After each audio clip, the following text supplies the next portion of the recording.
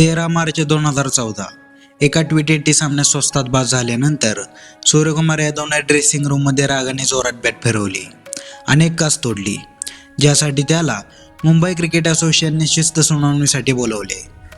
त्यानंतर त्याच वर्षी एका रणजी सामन्यादरम्यान स्वतःच्याच टीममधील शार्दूल ठाकूरसोबत त्याचा वाद झाला.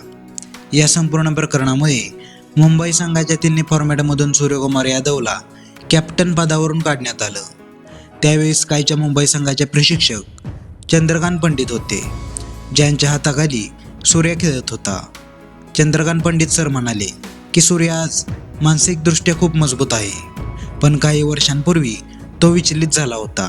पण माणूस तेव्हा जिंकतो जेव्हा तो यामधून बाहेर पडतो. त्याने पुन्हा फॉर्म मागे आणला, रात्रंदिवस प्रॅक्टिस केली. सर्वात महत्त्वाची गोष्ट अशी आहे की आज सूर्याने आपला दृष्टिकोन बदलला आहे आणि तो नेहमीच आनंदी दिसतो.